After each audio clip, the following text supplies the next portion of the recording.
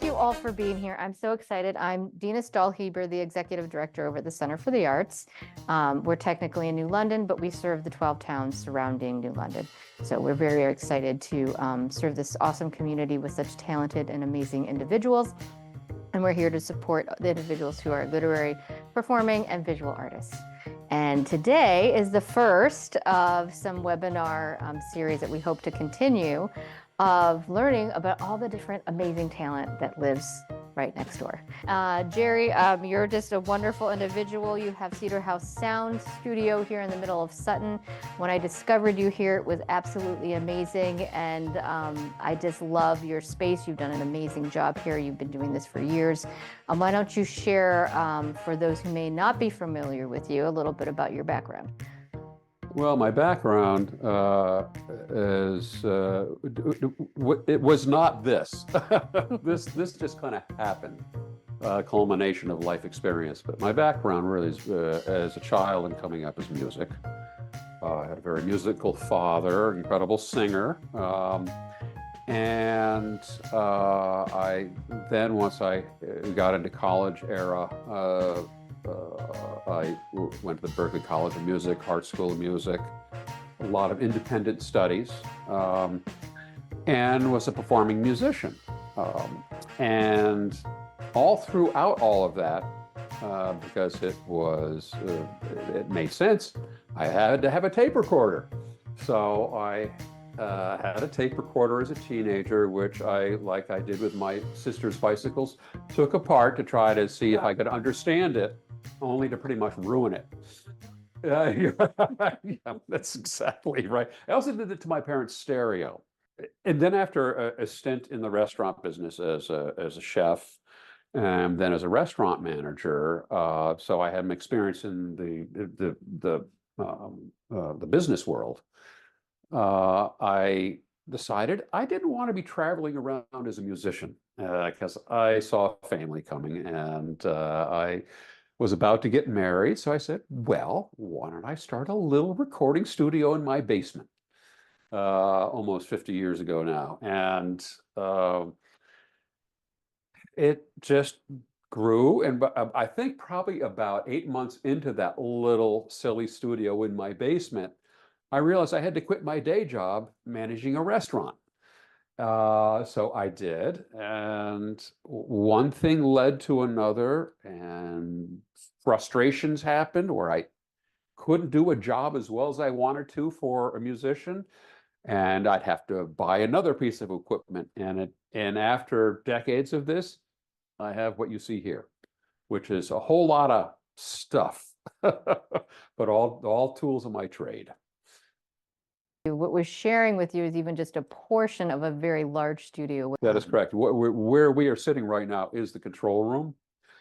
And this is where basically the brains of the operation are. And it isolates us from where the performance takes place, which is over there.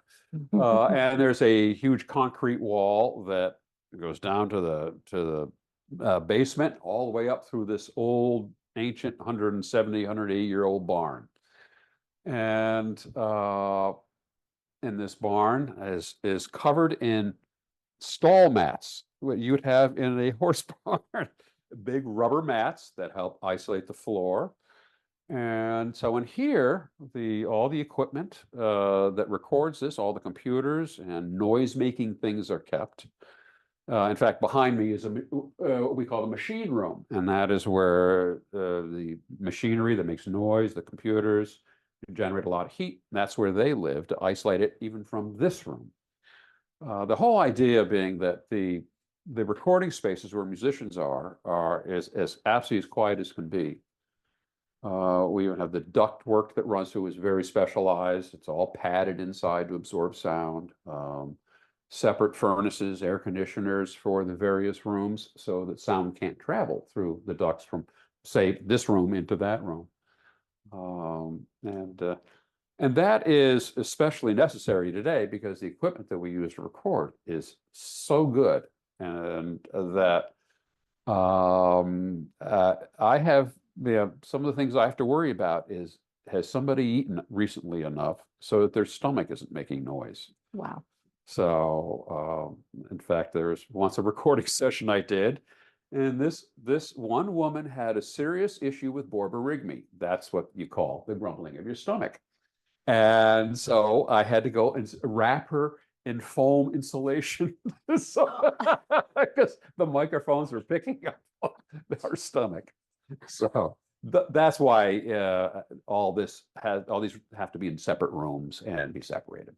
Well, that's insane. Now, would you say that you were self-taught? Like, how did you, so you started in your basement and, got the equipment. And I think, many people maybe even start that way. Well, I have to have this. And then you learn, oh, wait, I actually need this. But did you do any studying, or were you pulling from your background at Berkeley? Were the things you just kind of naturally knew, or how did that come about? Most of it is self-taught. I grew up in New Jersey and Connecticut, and in Connecticut, where I was as a teenager, my group of friends all had a technically illegal underground radio station. So while I was engrossed in music and my first tape recorder, all these guys were working with transmitters and things of that nature. So that it really came up together. So that's where the technical came in. And incidentally, I did eventually put that tape recorder back together that I did take apart. I figured it out. And my studies are really just music, which, as far as I'm concerned, is probably the most important thing. And what I know is my ability to communicate with musicians of every style of music. Unlike a lot of studios that say specialize in rock and roll or heavy metal or hip hop or classical, I personally thrive on the fact that I have my hands in everything, from archiving spoken word and recordings from 130 years ago, on up to doing this particular system over here is the most high-tech audio system in the world for capturing classical music. So I love it all. I would hate to have to do the same thing every day. Do you have to, I imagine obviously there's different technology depending on what you're recording because of the number of, instruments, things like that. Do you need any other type of specific knowledge to hop between the genres and styles? Yes. Oh, yeah, definitely. It is. I'm using. I mean, I have one, two, three. I mean, I have 3 or 4 different types of systems. I just mentioned the Pyramid system, which is a Swiss system, which is the most cutting edge in the world. I then have Pro Tools, which is in every professional recording studio on the planet, which is really what all my day-to-day work is done on. Then I get into the analog formats, and that is really getting that old, rich sound of tape. So I do a fair amount of that. I think that it comes down to how I set up microphones and the distances, the angles. That's, I think, where the experience and knowledge comes in. It's not just a matter of plunking a mic in the room and saying, okay, now go for it. But it is, how can I capture that instrument in the warmest, most detailed way? How can I record a drum set in a way so it doesn't sound like it's in a closet, but that it's in a big sounding room? All that sort of thing. How do I record in digital, but make it so it doesn't sound so squeaky clean that it has no soul? So I do have very different techniques on how I do that, in contrast to recording to analog tape, which has a soul of its own. But because of its imperfections, which is why as I look around the room, a few of us love the recordings that came up from the 60s, 70s, and 80s, all done on tape. So yes, I don't know if that gives enough detail to answer your question, but It's fascinating because I know we've had that conversation before, because today, technology in some ways has become so affordable and accessible. You can buy a $50 microphone, plug it in your computer, and you can record. that's right. Right. So anyone really could technically do that, but is it good? Do you have that knowledge? Like, there's so much more, I feel like, that's just the beginning, right? And once you start to delve into that, there's so much more knowledge and wisdom to become a master of sound. So what are some of those maybe differences that people who are new to it and just, well, I just plug in a mic. Well, yeah, well, you probably want to think about this, this, and this. What are maybe some of those things? Yeah, I mean, that is, we could spend hours on that one alone. And it is subjective in the sense that person A can say, yeah, I plug it in. It sounds great. It sounds good to me and off my laptop with this $50 microphone. It's fine. Okay, I'll put that out to the internet. There are those who have a more discerning ear. And so they can hear the difference between an analog to digital converter, how sound gets turned into binary code in the digital world. They can hear the difference between the one that costs 50 cents that's in your computer, as opposed to the one that costs $200 or $2,000 that I use in a studio like this. And so not everybody's going to see any reason to come into a place like this. An artist that wants to stand out is the one who's going to understand the benefits of coming into a place where you have the best equipment, someone who has got a lifetime of experience in how to work with these pieces of equipment, and meaning microphones, the preamps that microphone is plugged into, and then the converters that turn it into binary code, or the tape that you're recording on an analog, and the machine you're using. And anybody can record an analog, for example. You can record on a cassette deck, or you can record on a $55,000 2-inch analog 24 track. They don't sound the same. And so it is not just the gear, and it is not just the knowledge or lack thereof, but it's and again, the artist has got to understand the difference, and in a lot of ways, I feel blessed to be here at this point in my life, because I can recognize the people that know the difference and hear the difference, and I can sort of feel them out when I meet with them, that they don't really get it. And I will say to them, well, maybe you should go and record with your friend first in his basement studio, and sort of refine your understanding of this. So yeah, I think there's a lot more to it, but I think that sort of encapsulates it in a way I hope that makes sense to folks. Well, as you're talking, it makes me think about, and I don't know for the visual arts world people, but anyone who takes a picture with their camera, if you take it with a low res camera and your picture comes in, you're like, oh, it's a good picture, but oh, it's this big, right? So it's like an inch by an inch or something. If you tried to make it bigger, it would be all pixely, right? You don't have enough pixels to make it look good. I imagine there's probably something like that for sound. Yes, there is. And that's actually interesting, because that opens up a whole other discussion that I'm having every week with the record companies, the streaming companies, and a lot of the artists that I work with. And this is a result of the fact that so many professionals have gotten out of this business. Basically, I'd say 9/10 of the professionals that understood all this stuff couldn't make a go of it. And I heard from a lot of them as I was struggling to survive 20 years ago. And when the industry was changing because of technology, because of the internet, and the piracy that was happening, and the people couldn't make a living at this. Well, here we are today, and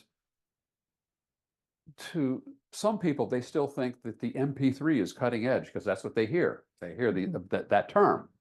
In fact, it's pretty low res, and there are many of the people who own small studios who oftentimes will send things to me to mix or master, just because I've been doing it for a long time. And I say, you really shouldn't have recorded with the resolution that they had in 1980. They go, well, does it matter? It goes out on people listen to it on their phones, and it's an MP3, and it's just being streamed. I then attempt to explain, and most of the times I just get frustrated. And I say, as you are processing, when you first record it, when it's going through, as I say, running through the rigor of all this computer stuff or tape or what have you, you need to do it in as high a resolution as you possibly can. And then at the very end of the process, we dumb it down to be streamed or to be an MP3. Guaranteed, and it is quite audible to virtually anybody, it's going to sound way better if it was super high resolution through the process until it goes out the door. And you can, interestingly enough, I can hear it on my clients' phones. I'll send it to them. They go, "Oh wow!" On their the speaker, they're like, "That does sound a lot better." And it is dealing with a sort of a low information era, so I just spend a lot of time trying to make people aware. And if they don't get it, they don't belong here. Right. It's really that simple. It's fascinating. And to me, I think one of the things that I forget a lot about with sound is air matters. Oh, yeah. Because, yeah, the frequencies of movement, right? And that's what happens. A friend of ours does sound for the big bands, like Florida Georgia Line type, big groups. And, the things that they have to factor in, if it's a windy day for the speakers, the sound all shifts and everything gets really, really crazy. And I imagine that you've designed everything here very specifically for that, but you also have to consider the reverb and or vibrations of certain instruments as you're thinking about your microphones, right? Just a little story, which has sort of has something to do with what you're saying. Back in 1973, I was involved with a backstage radio station at a huge concert called Watkins Glen. It was the Grateful Dead, the Allman Brothers, and the band. And were you there? And they were doing Allman Brothers are doing a sound check. And I went up there's a big tower out in front and off to the side of the stage. It was a hot August day. And the Allman Brothers started to play in memory of Elizabeth Reed. And the thermals, the heat and all this stuff are crazy. And they started to play it, and the sound was just moving like this. And to this day, it was the most beautiful thing I'd ever heard. Oh, wow. And air is down to more of the science of it. The air is a big deal. And I do explain to people about a solo piano album that I was doing about 25 years ago. And I set up on a Monday, which was a gorgeous, clear day. And the microphones and nothing in the studio changed. And that client was there for a week. By Friday, it was a rainy day. And the piano sounded completely different in the recording. Air pressure and humidity are probably the biggest factors. And we're in a big old barn here, and I'm not able to control the air pressure, and I can try to control the humidity, but I'm not 100% successful with that. So that is a big deal. What I can control are the shape of the spaces. You can see in this room that we're sitting, it's so oddly built. It took a very special guy to take on this job, and I love him to this day, Scott Carpenter. And said, "Oh, this is fun." And this room was designed with these particular speakers and subwoofer in mind. This room was designed around these, so that where I sit right here, and if you were to pick all this up from when I built this space, you'll see a big red X done in Sharpie right here. This is the most detailed spot in this room. Back where you two are sitting is the warmest sound in this room. And it's just the most satisfying place to sit. I need detail. I need my clients to be happy. So the warmth is, and the subwoofer, which is back here pointing up. That's why this room is designed like this. So the long ways have a chance to develop. And by the time they get back there. Now, out in the recording spaces, I have 3 rooms. I have one big, large room with a 25-foot ceiling, which is a very live room. So that is where I'll put a chorus. I'll put, I've done, a lot of say, plays, cast albums. And so I put all the singers and the piano out there live in the room. A drum kit sounds great out there. My Steinway sounds wonderful out there. Well, then I have a large isolation booth, which still got life to it, but it has a completely different character. And again, the walls are crooked and funny. There are wood panels, and all the glass between the rooms is at angles. And that's how I control the reflections. That room sounds great with a horn section in it. Then I have a small isolation booth, which has absolutely no character at all.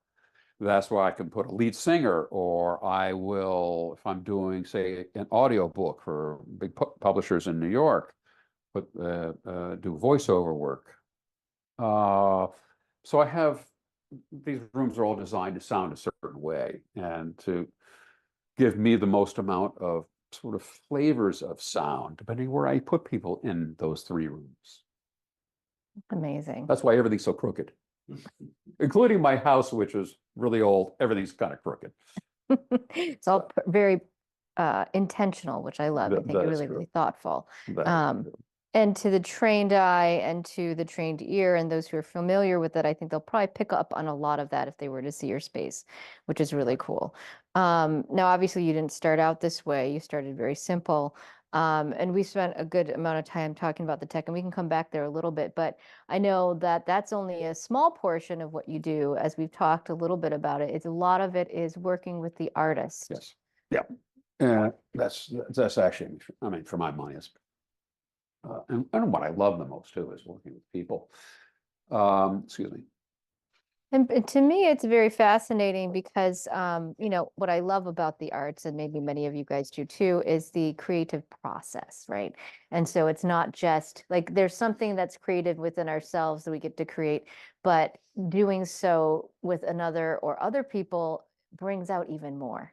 So I love that creative aspect of working collaboratively. And I think as, a producer or sound producer, it's really great to get that expert outside opinion. So share a little bit about that process. Yeah. Oftentimes I am asked to describe the, live performance in music relative to what we do in the recording studio. And I go, well, the obvious parallel is an actor who acts in movies or television relative to someone who's on stage. And I like to describe the way we put sound together is the way that a way we put a music recording, not all of them, but one where you want to have different players and different sounds and characteristics on a recording, most, like pop music or country music, things of that nature. What we're doing is we're putting this piece of art together the way a painter paints, a sculptor sculpts, and it's a bit at a time. It's like, I don't like what I did there. I think I'm going to do that and redo it. And one of our very good friends is is Tom Perozzoli, and I've watched him paint. And I have a bunch of his paintings in my house, and I said, yeah, that's what I do in the recording studio. But it is an interaction with an artist and various guest artists. What we're doing, well, firstly, is trying to make whoever that artist is comfortable. And then I'm looking at him as, okay, what is the timbre that he gives this recording? So if he's a guitar player, well, what's going to enhance what he's doing? Should I add a banjo? Do I add a bass? All that, and what makes it satisfying? And can do that a piece at a time. And so that is, and a lot of it is how you treat them. I have worked with people I've seen people in tears in here for various reasons, whether it was a song that was so powerful to them that they just broke down as they sang it because they threw all their emotions into it. Mm. I've seen incredible frustrations with people, and so how I treat them is very important. I think a little bit about, just a little bit of the mixing piece. And Mhm. so it's like storytelling in some ways, right? And so the concept is there are ebbs and flows, there are Yep. rhythms, there are certain patterns, there are different approaches you can take to that, and to make it more dynamic, or to make it a romance story, or to make it. So I imagine, with music, arranging even and producing, there's different elements of that, in the sense of, well, there's this format, there's this kind of style, would you say that that's the case? There's certain kind of rules, in a sense of, you want to have, Yeah. things move in and start slow, or you don't want to have too many instruments going at first, that kind of thing?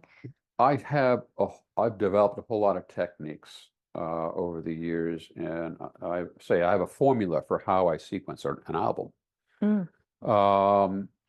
I will first say that I don't have any rules. I just have a lot of methods. And that's what I tell every artist that walks through the door, is like, I'm not going to make you do it my way. I need to figure out what your way is. And tell you and warn you at times if I think you're really going down a rabbit hole. That's where my experience comes in. But let's take an album, sequencing an album. So I've recorded all the songs, and I'm in the mastering process, and now I'm putting the sequence together. And I'll always ask the artist or writer, or if there's another producer, if I'm not producing, tell me what you think the sequence should be. They'll tell me, and then as I sit down, I basically have all the songs on my computer screen there, and those of you who are here now, you can see on these two different programs that those are all different songs they're laid out here. So I can drag them around, do whatever I want with. But here's my process. First song is usually the one and it's true actually of a live show. The first song, the human brain, the listener is getting used to what they're getting, and their brains are calibrating. And they may not really take in, the artistry of the writing of that art, and they're just getting, okay, this is what I should expect. And that may not be the song that artistically will wear the best with that listener for the longest amount of time, but it gets them in. The second song is where you start to bring in the integrity. So you play okay, here's one of my great compositions. Okay, now I'm at the end of the album. The last song, I want it to be the one that tells you, I need to hear this all again, this whole album again. It leaves them with that feeling. That also opens up a little point of, you don't want your album to be too long or your live show too long, so that the listener goes, I've had enough. And then in the middle, and it's because I have grew up in the era of records. In the middle of this sequence of songs needs to be the palate cleanser. So what would in the old days be the first cut on side two? While we've turned the record over, and that's one that could be the odd man out. And I go, I'm woke up again, And then you sequence the overview of the whole thing. You want it to be like a movie. So it's going along. You're in the middle. He's like, oh yeah, I know what's going to happen next. You then want to shock him, and he goes like, oh yes, it's like in a movie, and all this is something you didn't expect happen, and you go, huh. Not every album has that sort of song, but it really it just keeps their interest. So yes, you do want, and okay, then you talk about tempos. I mean, there are really a lot of aspects to it. Tempos, you don't want to group together a whole bunch of slow songs or a whole bunch of fast songs. It's good to say have, you know, 2 or 3 quick songs, and then give them a break with something that's a little more delicate. And some albums you want to sort of ramp up, so it's faster, faster, faster, then it slows down. And that so I literally sit here and drag these around on my computer screen, and I go, I like that. I almost forgot one of the most important aspects. This is where you need to really know music, how the keys of the songs interact. Mm.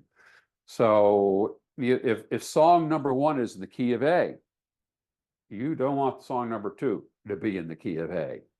It's good if song number 2 goes up a minor third. It's in the key of C. And so I sort of throw all of these things into the hopper, that being my brain. And I play around to it. All just feels right. That's so good. And I think, that's something for maybe some of the musicians who are in the beginning stages of thinking of their repertoire and whatnot, you know, to mix it up. Yeah. To think about some of these different things and taking on a journey. Now, I'm curious in today's music world, because it's changed so much since, I don't know, the past 20 to 40 years. It's wild. It's just not even close to the same thing in some ways. So I'm wondering, how are the musicians coming to you in the sense, are they making an album? Or, sometimes it's like, what's going to stick? And it's just that one song on Spotify because now everything's streaming. And does anyone listen to the full album anymore? So do you feel like there's still a demand even for that? So much has changed, but so much stays the same. Hmm. That is actually an excellent question, Dina. Because it is something I have to face every day in here. Yes, people do still want albums, and the proof of that is the fact that the listening, the physical product that they listen to is vinyl now. It's gone back to vinyl. And it's because buying a song at a time it's kind of worthless. And if it's sitting on your phone, you know that in 10 years that's going to be long gone. You're not going to be able to walk into your room and take something off the shelf. And the world is still hungry to hear an artist's body of work, otherwise known as an album. I said that, so much has changed, but so much stayed the same. Well, yes, I'd say half of the artists that come in here will record 2 or 3 songs at a time, sometimes 1 at a time, which is not as, I don't think is as efficient, but that's what they choose to do. And then they'll release it. The big thing is to release a piece a month, just to basically keep your audience aware that you're still alive and curious about what you're doing. Well, once they've done all those bunch of songs, they then release it as an album. Well, what's that like? You think the Beatles recorded an entire album at once? No, they recorded a bunch of singles and then they released it as an album. And the ones they released in England were oftentimes a different collection of singles than what we got in the States, which is what made those collector's items in the States. So, so it's really gone back to the old way, which is really, I find curious. We live in a time where kind of anything goes because it is no longer tied to a company. I mean, there are still a lot of artists that are, but I look at my client list, and there are, the companies that I work with are mostly kind of like streaming companies, things like that, but they're not record companies. Which when I first got in this business, that was virtually everybody I was dealing with, because they're the ones that had the money. Now people can record one at a time, put it up on CD Baby or Spotify. And yes, and most people do have Spotify channels, their own Spotify channels. And so, but there are those, most especially in the classical market, jazz market, where they really want to release things as an album. They really, because their listeners are very discerning, and those listeners oftentimes have really nice listening systems. Mm. As opposed to folks just like, yeah, I like that pop song. Okay, yeah, I like this Taylor Swift song, but I don't like the rest of the album.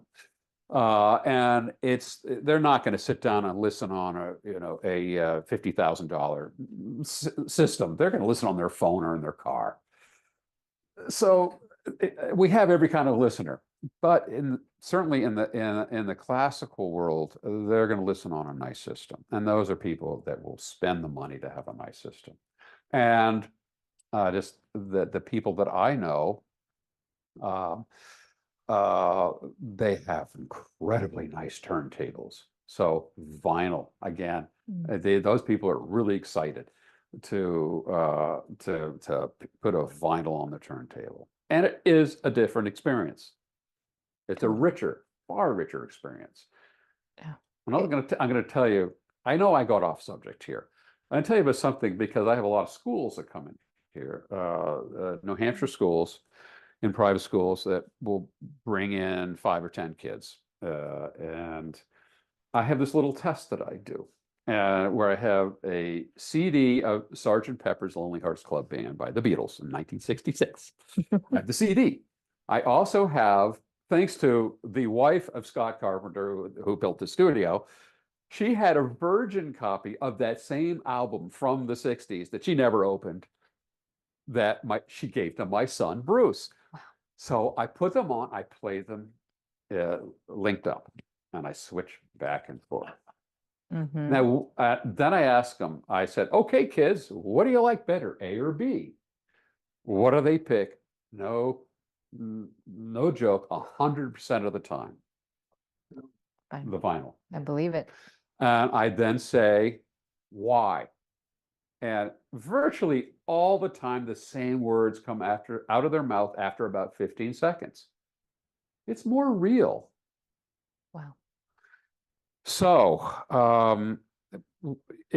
it's a matter of how the music buyer uses music, or appreciates or doesn't appreciate, how deeply they appreciate music. Mm.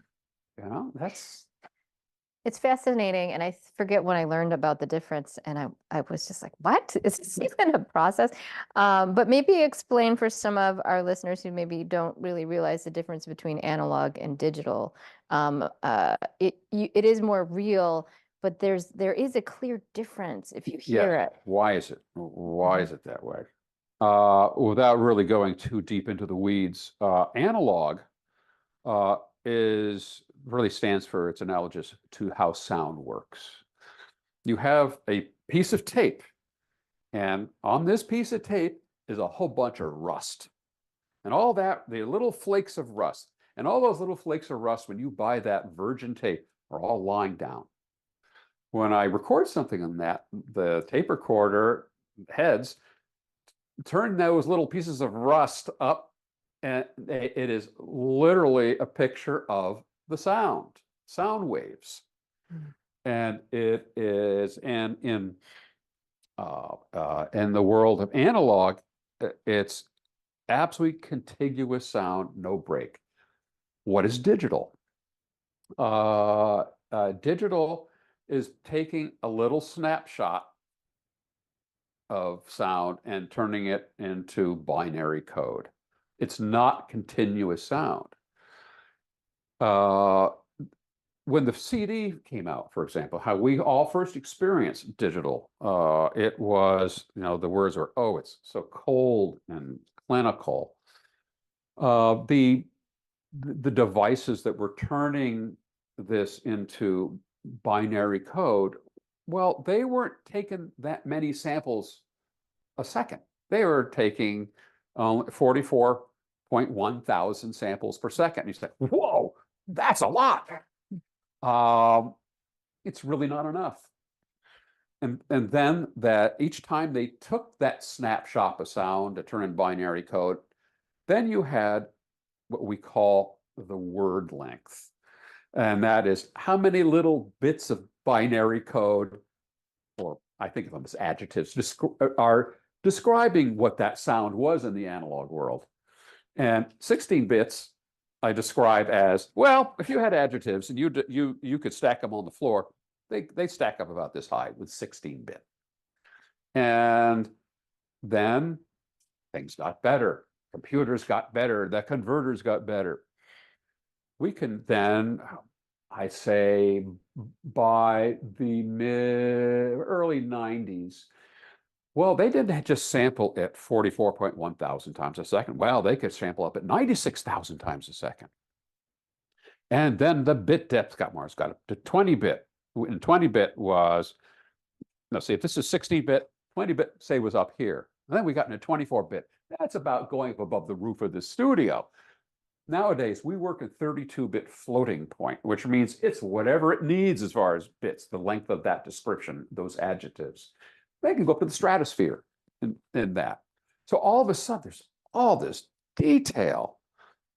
This computer here can sample up to 5 million times per second. And so there's too much to take in. What does that really mean as far as sound? Well, at 44.1 thousand times a second, you can only record up to about 22,000 cycles. At 96,000 times a second, oh, you can record now up to 48,000 cycles. You say, well, that's dog hearing. No, it's actually, there's more to it than that. And this really does get into a lot of science, which I know way too much about.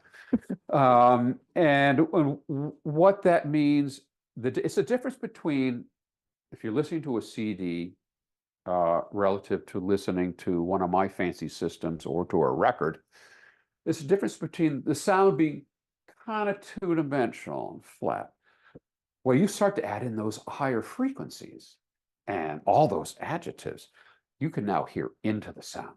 It has 3 dimensions to it. It has all the overtones that can be heard. It's a realism. And that's to put it in layman's terms. It really is just more real. Backing up to what we were talking about 35 minutes ago, there are a lot of people who can't hear the difference. That's fine. I can hear the song. It's the same song. Well, if you were a person who has a good set of ears, you definitely pick up on it and you understand why you want to do that. The other reason you want to record with that kind of definition, because we have it, is that in 5 years, no one's going to need to hear dumbed down, low res music. Our phones now can handle any kind of high res music. And as time goes by over these next few years, everybody's going to have fiber optics, so you can download any high res music. There's no reason to listen to music that has been that all that data has been compressed out of. There's just no reason for it. In other words, future proofing. This is what when I'm talking to a lot of the record companies and streaming services, I said, that's great. You have these huge libraries of these artists' work, but in 5 years, you're going to need to replace all that because no one's going to accept having this low res stuff. And that's because they're digital files, and they're digital files that are compressed. And I'll leave the subject with just a comparison, which I think will be clear to most people who are in the computer world. A typical song that is, say, 3.5 minutes long. On a compact disc, that is in megabytes terms, the amount of data it takes to describe it in binary code is 30 to 40 megabytes. In a high res format, most of which is what virtually all my work that I do in here now is say 160 megabytes relative to that 30 to 40 megabytes. An MP3 of that same piece of music is 3 megabytes. Oh. I mean, it's yeah. Gotcha. Photographers will understand this too. It's like Yeah. it's like pixels. If someone were to come and say, "I want you to work in 44:1," I go, "Would you ask your graphic artist to not to use a modern computer and monitor, but to use a CRT monitor from 1980 to do his work?" I wouldn't go to that graphic artist. And we're dealing with that. And again, as I said earlier, there unfortunately vast majority of the guys out there calling themselves studios that are still working in that 1980 resolution. Wow. Because when they turn on their programs, when they buy them, that's what it comes up as. So. Oh, wow. There's just so much. Thank you for sharing so many of these things. I think I'll close with, and we can spend a little time on it, but I guess my last section of questioning is really around, well, what is it like for an artist to come and work with you? So maybe like an example of a day of what it might be like as an artist comes in and records with you. What is that a little bit Well, like? so it is a little different here from most big commercial studios, where a lot of those places you have to buy a chunk of time, and you get it, and when your time's up, they throw you out the door. I do not overbook. I don't want to work that much that hard anyway, and because I own the studio, I'm a producer who owns his own studio, and it's attached to my house. I've got a pretty cushy life. So I tell them, I said, okay, you're going to come in and record. You're going to get comfortable. I'm going to set up the microphones, do all that when you record. Okay, if you're not doing well, I'm going to send you home, and that's where the clock stops. And so typically, say, just a singer-songwriter, just really simple. I'll come in with his guitar. A lot of times I'll make sure the guitar is in good shape, and because I have a whole shop down below, I can, fix instruments, I can make them work right, blah, blah, blah, blah. And once all that stuff is in as good shape as possible, after drums, I'll make sure the drums haven't got any odd sounds, that they're tuned, that they sound their best. And then we'll roll, record, and I will say, that was great. I let them talk amongst themselves. And if I heard something that they don't talk about, I'll go on the talk back, say, did you think about this? What are your thoughts? And they'll probably do it again, and then do it again. I like to have at least 3 takes of, say, the bed track of a guitar track for some. That way I have stuff that I can edit with. That allows me to not beat them up and play it over and over again. Because, there's about 2 people that I've worked with, of the thousands that I've worked with in my long career, that can play something perfectly from top to bottom.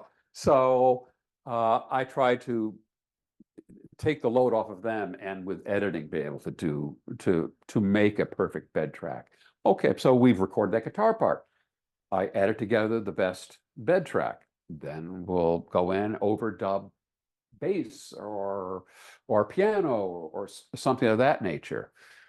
Same sort of process, and I try to, again, to take the load off of them, and with editing, make it as easy as possible for them.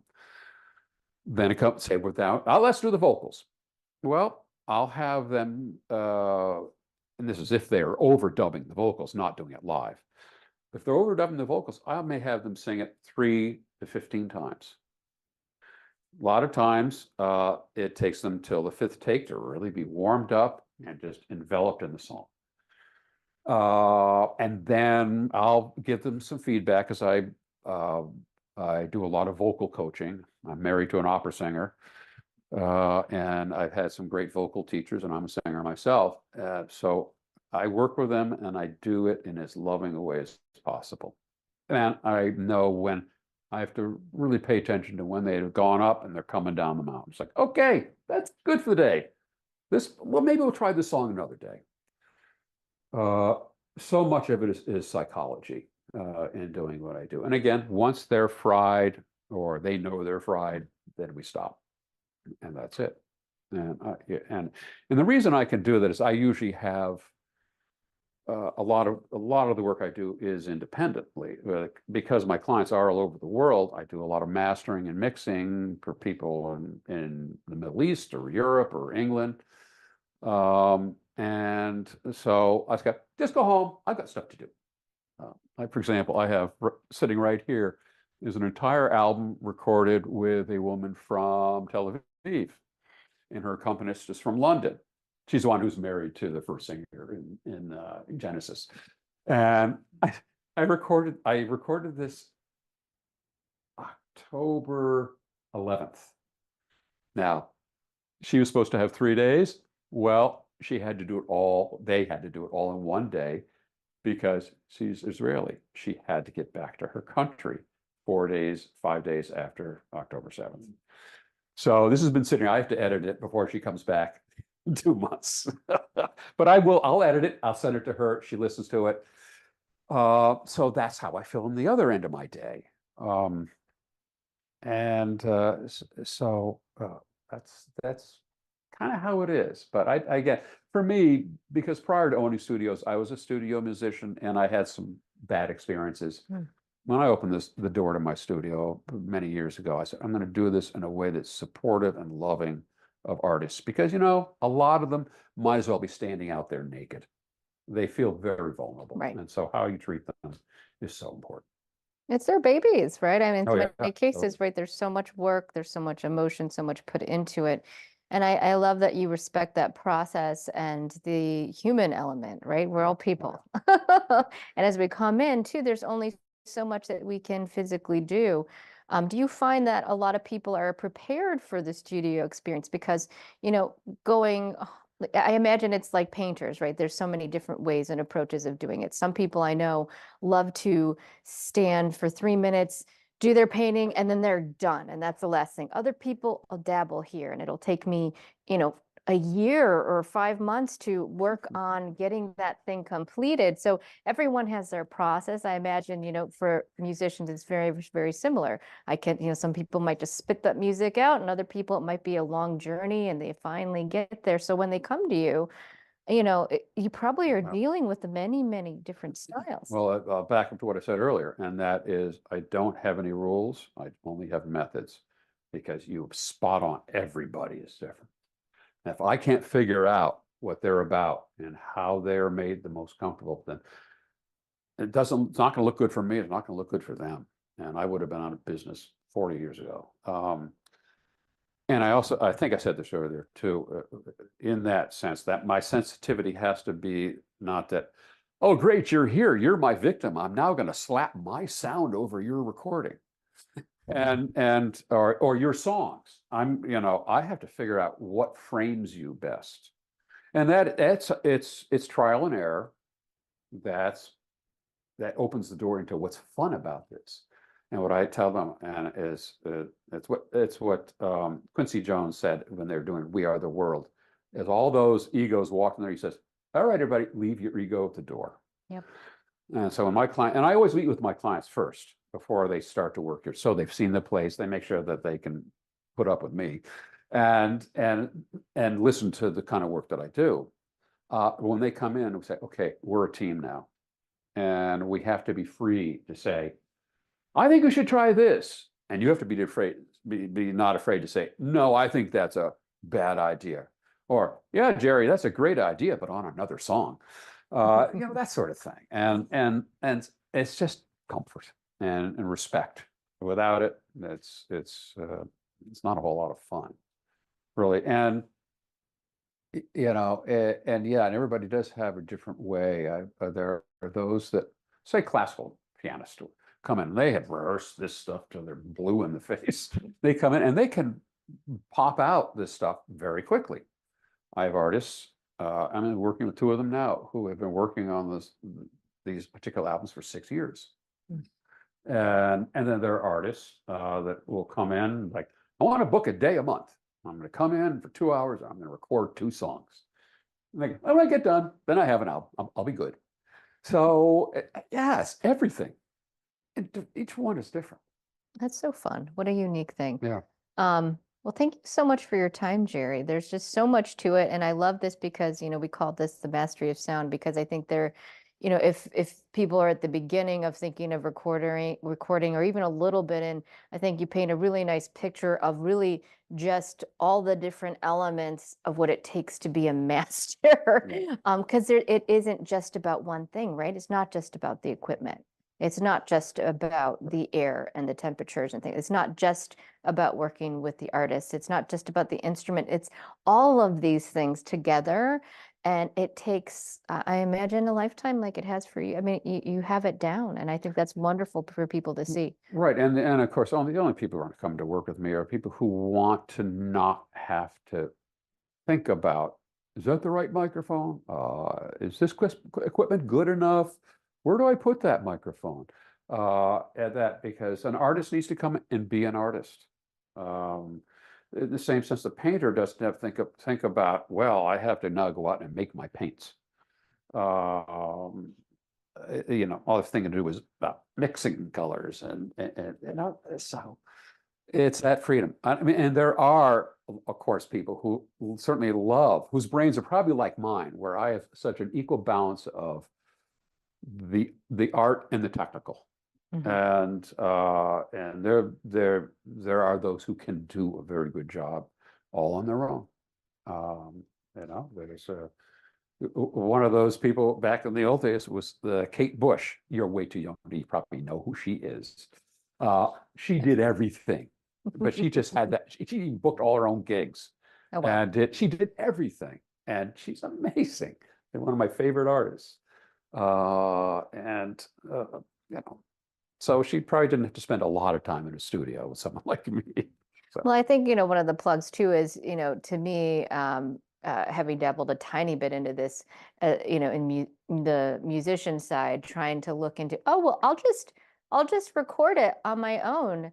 Oh, wait a second. There's like 5 million different chords and they make a difference. Oh, wait a second. There's like 4 or 5 different types of microphones. Oh, wait a second. I was like, whoa, this is a whole nother skill set that all of a sudden we're creative. Like, I'm too tired. You know what? I just wanted to play a song. That is fun. And that's where that relationship is important. I mean, I think let's say someone like Eric Clapton. One of his best friends is his engineer. He's worked with him for 25 years, at least, if not more. It doesn't have to think about so much of this stuff. He just trusts. And I learned this from one of my clients, Ben Kinsley, who is a fabulously talented writer, musician, also a classical guitarist. And I remember 37 years ago when I first worked with him, I came into this crew of people into my first studio I had in Manchester. And he's never said much, but he had all these people just taking care of the details. I says, how do you do this, Ben? He says, I surround myself with the best and I trust them. I don't micromanage them. And, he ended up marrying my office manager and secretary, and they're 2 of my dearest friends. So. Oh, we love happy endings. We love happy endings. That's right. Well, it's wonderful. And I think, this just shows some of the value of, sound production, because there really is a whole separate thinking and mindset to the recording process, which, not everyone has the both brains. No. And, my goodness, that would be so complicated if we all had to do that. So I'm glad that you exist and that you will have this opportunity to help so many people sound their best. Well, thank you. I'm glad I exist too. I'm going to try to exist a little bit longer. Please do. Please do.